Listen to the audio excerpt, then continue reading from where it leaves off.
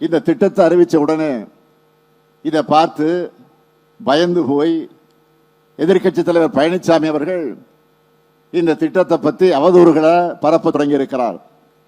அவரே போதும், இந்த திட்டத்தில் எத்தனை சேவை இருக்கு, என்னென்ன செய்ய போறோம் அப்படிங்கிறது சொல்லியிருக்காரு. மொத்தத்தில் விமர்சனம்ங்கிற பெயரில் நமக்கு விளம்பரத்தை எடப்பாடி பழனிசாமி செய்து கொண்டிருக்கிறார். அதற்காக நன்றி.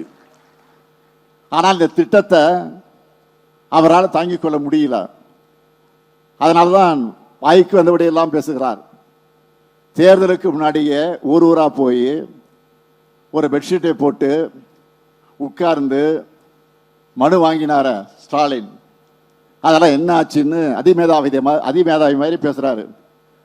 சொல்றேன், பெட்ஷீட் போட்டு வாங்கின மனுக்களை எக்ஸல் ஷீட்டுகளாக மாற்றி மனுக்களை ஒர்க் ஷீட்டாக மாற்றி தீர்வு கண்டிருக்கிறோம். அது தெரியாம 4 வருஷமா குடும்பத்தோட ஸ்டாலின் இருந்தாரு சொல்றாரு. என் குடும்பத்தை பொறுத்த வரைக்கும் தமிழ்நாட்டு மக்கள் தான், என்றும் அவங்களோட தான் இருக்கிறேன், இருப்பேன், இருந்தே தீருவேன். அதில் எந்த மாற்றம் கிடையாது. உங்களுடைய ஸ்டாலினை பொறுத்த வரைக்கும் உங்களுடன் ஸ்டாலின் திட்டத்திற்காக வீடு வீடாக போகிறோம். அவருடைய கட்சியை சார்ந்தவங்க குடும்பத்திலேயே விசாரிச்சு பார்க்கட்டும். கட்சி வேதம் பார்க்காம தமிழ்நாட்டு மக்களை தன் குடும்பமாக நினைக்கிற ஆட்சி தான் இந்த ஸ்டாலினுடைய ஆட்சி. மகளிர் உரிமை தொகை உள்ளிட்ட எல்லா திட்டங்களும் அதிமுக குடும்பங்களை சார்ந்த மகளிருக்கும் போய் சேருது. மறுக்க முடியுமா? அதிமுக ஆட்சி செஞ்ச 10 வருஷமா தமிழ்நாட்டின் நிர்வாகத்தை சீர்குலைச்சு சின்னாபின்னமாக்கி வச்சிருந்தாங்க. அதை சரி பண்ணி 1000 ரூபாய் வழங்குவோம்னு அறிவிச்சோம். திமுகவில் 1000 ரூபாய் தர முடியாது, அந்த ஆட்சி வந்தாலும் தர முடியாது என்று அப்பவும் சொல்லுகிறார். ஆட்சிக்கு வந்த பிறகும் சொன்னார். ஆக ஒரு அவதூறை பரப்பினார். நான் சொன்னேன், சொன்னதை செய்வோம், செய்வதைத்தான் சொல்வோம் என்று வாழக்கூடிய நம் நெஞ்சில் வாழக்கூடிய கலைஞருடைய மகன் நான். அதை உறுதியாக செய்வேன். சொன்னபடி கொடுத்தோம். மாதந்தோறும் மகளிர் உரிமை தொகை கரெக்டா அக்கௌண்ட்ல வந்து விழுந்துட்டு இருக்கு. இப்போ தேதி மாறாம நாள் தவறாம வந்துகிட்டு இருக்கு கரெக்டா.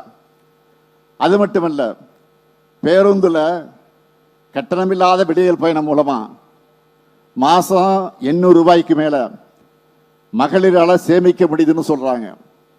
இந்த 2 திட்டமும் பெண்களுடைய பொருளாதார சமூக விடுதலைக்கு அடிப்படையாக அமைஞ்சிருக்கு.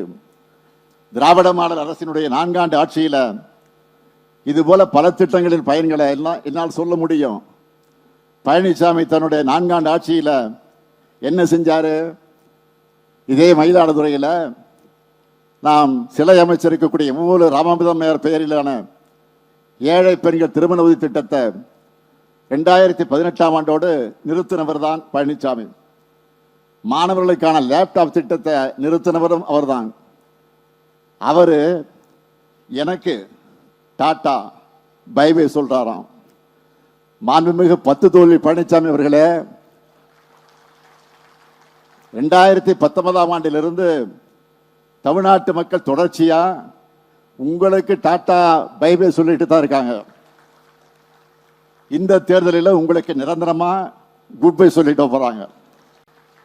மக்கள் இனி ஒருபோதும் உங்களை நம்ப போறதில்லை. அட, ஏன் உங்க கட்சிக்காரங்களை தேர்தல் களத்தில் உங்களை நம்ப தயாரா இல்லை.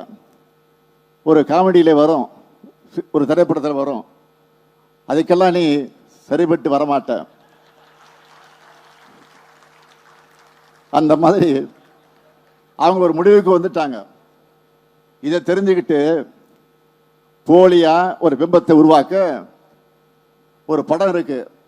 படத்துடைய பேர் தெரியும் உங்களுக்கு, சுந்தரன் டிராவல்ஸ்னு. அந்த மாதிரி பஸ்ஸை எடுத்துக்கிட்டு கிளம்பிட்டார். இப்போ அந்த பஸ்ஸில் இருந்து புகை வர்ற மாதிரி இப்போ ஒரு வாயிலிருந்து பொய்யும் அவதூறுமா வந்துகிட்டு இருக்கு. மக்கள் உங்களை நம்ப தயாரா இல்லை.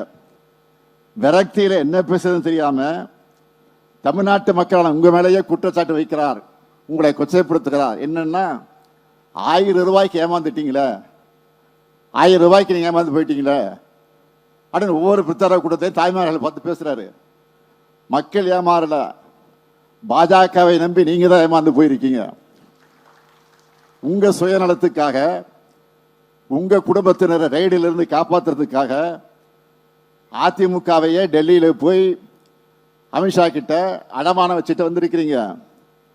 3 காரு 4 காருன்னு மாதிரி அமித்ஷா வீட்டு கதை தட்டின கதையை பற்றி தம்பி உதயநிதி தான் முதல்ல எடுத்து பேசினார். நீங்க என்ன சொல்றீங்க? அமித்ஷா வீட்டு கதை தட்டா என்ன தப்பு அப்படின்னு வெட்கமில்லாம கேட்கறீங்க. யாருக்காக தட்டினீங்க? உங்க குடும்பத்தை ரைடிலிருந்து காப்பாற்ற உங்க கட்சியை அடமானம் வைக்கத்தானே தட்டினீங்க. பாஜக கூட்டணியால தான் 2021 சட்டமன்ற தேர்தலில் நாங்கள் தோற்று போனோம்னு நீங்களும் சொன்னீங்க. உங்க கட்சிக்காரங்களை வெளிப்படையா சொன்ன பிறகும் அதே கட்சியோடு கூட்டணி வச்சிருக்கிறீங்களா? அதுக்கு பேர் தான் குடும்ப பாசமா? உங்க குடும்பத்தை காப்பாற்ற கோடிக்கணக்கான தொண்டர்களை கொண்டிருக்கக்கூடிய இந்த கட்சியை டெல்லியோட சதுரங்க வேட்டையில சிக்கி அடமானம் வச்சுட்டீங்க. உங்க சொந்த கட்சிக்காரங்களை நம்பாத நிலையில தமிழ்நாட்டு மக்கள் நம்பி ஏமாற தயாராக இல்லை. மக்களை பொறுத்த வரைக்கும் ஸ்டாலின் கையில தமிழ்நாடு பாதுகாப்பாக இருக்கும். சுயநலத்துக்காக எந்த அந்நிய சக்தியும் ஸ்டாலின் தமிழ்நாட்டுக்குள்ள விடமாட்டார், தடுத்து நிறுத்துவார்னு நம்பிக்கையோடு வாக்களிச்சாங்க. அந்த எதிர்பார்ப்பை, நம்பிக்கையை உண்மையா உழைச்சி இந்த 4 ஆண்டு காலத்தில் நான் காப்பாற்றி இருக்கிறேன். வளர்ச்சியில் முதல் மாநிலம் தமிழ்நாடு தான். உங்க ஓனரான ஒன்றிய பாஜக அரசினுடைய அந்த கணக்கே சொல்ற அளவுக்கு தமிழ்நாட்டை நாங்கள் இன்னைக்கு உயர்த்தி காட்டியிருக்கிறோம். உறுதியோடு சொல்றேன், அடுத்து அமைய போறதும் திராவிட மாடல் ஆட்சி தான்.